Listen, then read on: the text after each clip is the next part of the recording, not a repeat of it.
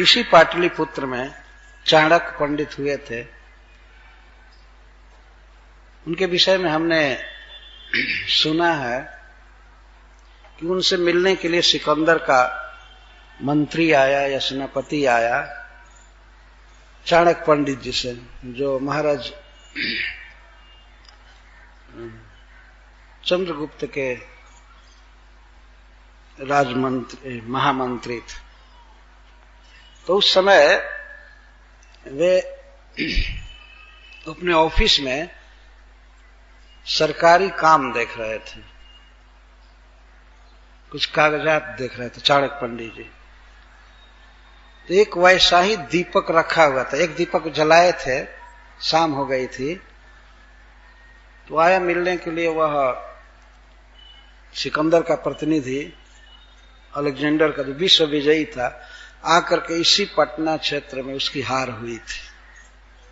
यहीं पर उसने अपना घुटना टेका था, वो चाणक्य पंडित के नीति के कारण। तो इस प्रकार जब चाणक्य पंडित से मिलने के लिए आया, वो एक दीपक में कुछ काम कर रहे थे। तो जो उसके बैठने पर उन्होंने उस दीपक को बुझा दिया, एक दूसरा दीपक जला लिया और उस दीपक को बुझा दिया। तो बड़े आश्चर्य में पड़ गया वो प्रतिनिधि कि आखिर इस दीपक में भी हम लोग बैठकर बात कर सकते थे, तो उसको क्यों बुझा दिए, नया क्यों जला लिए दूसरा दीपक। तो उन्होंने कहा कि उस दीपक के प्रकाश में मैं सरकारी काम देख रहा था, राजा का काम देख रहा था।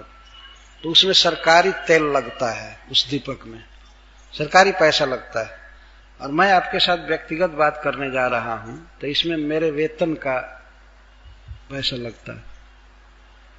ये दो दीपक रखे थे। दीपक भी जला रहे तो प्राइवेट बात जो है व्यक्तिगत, तो अपने वेतन का लगाएंगे, सरकार का नहीं। राजा का पैसा इसमें नहीं लगेगा। राजा का पैसा जब राजा का काम करेंगे तब लगेगा। आजकल के मंत्रियों को, विधायकों को, सांसदों को इस बात से शिक्षा लेनी चाहिए।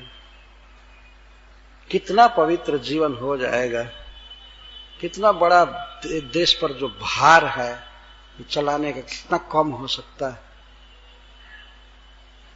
अपनी आवश्यकताएं इतनी अधिक बताते जाते हैं लोग, बताते जा रहे हैं, और जनता पर टैक्स पर टैक्स, टैक्स पर टैक्स बढ़ता जा रहा है, दिन पर दिन बढ़ता जा रहा है, धीरे धीरे धीरे।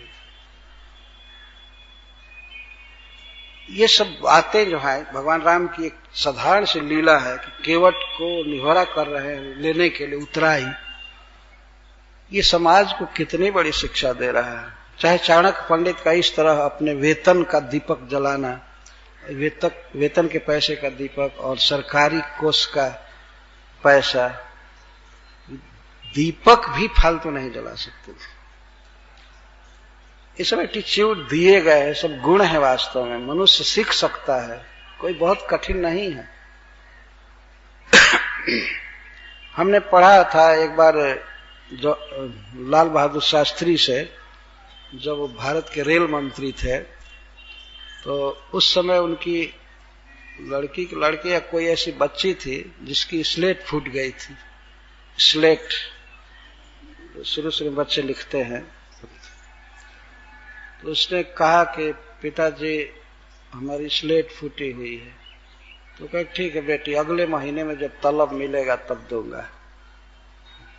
अगले महीने में जब मुझे मासिक वेतन मिलेगा तो मैं उसमें से खरीदूंगा स्लेट। इस प्रकार के लोग भी भारतवर्ष में हुए हैं। अभी वर्तमान की ही बात है, बहुत वर्ष पहले की नहीं है। यह भगवान राम के जीवन में है।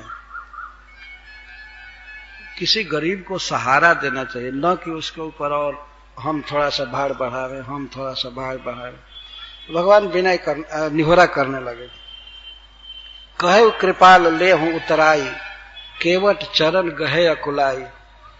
केवट भगवान के चरणों में गिर गया, व्याकुल हो गया और कहने लगा, नाथ आज मैं काह न पावा, मिटे दोष दुखदारी दवा। हे नाथ, आज मुझको कौन सी वस्तु संसार में है जो नहीं मिल गई। मुझे सारा पुरुषार्थ मिल गया, धर्म अर्थ काम मोक्ष सब कुछ मिल गया, हमारे जीवन के सारे दोष, दुख, दरिद्रता ये सब मिट गए, और दावा मत दुख, सारी व्याकुलता, जलन, सब कुछ मिट गया।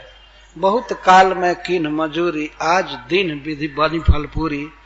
बहुत काल तक मैंने मजदूरी किया, लेकिन ईश्वर ने, ब्रह्मा ने आज मुझे पूरा मजूरी दिया। मैं आपका दर्शन किया, आपका चरण कमल पखारा। अब कछु नाथ न चाहिए मोरे, दीन दयाल अनुग्रह मोर तोरे।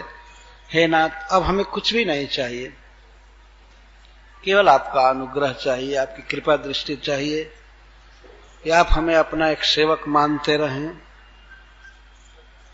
भगवान बार बार विनय कर रहे थे, ले लो ले लो। तो उसने कहा कि एक बात मैं ले लूंगा, ठीक है।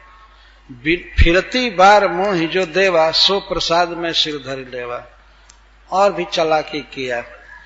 अब वन से लौटते समय जो देंगे ले लूंगा, अभी रखिए, आपके पास ऐसे भी कुछ नहीं है, जंगल में जरूरत पड़ जाएगी, आप जाए, फिरती बार जो देंगे ले लूंगा। इसका मतलब कि आप जरूर आइए लौटते समय भी, ये प्रार्थना थी। लौटते समय आइए, जो दीजिएगा हम ले लेंगे। और ऐसा वर्णन है कि भगवान जब चले पुष्पक विमान से, तो केवट के उस स्थान पर वे उतरे थे और गंगा जी में फिर स्नान किए और वहां से चले थे।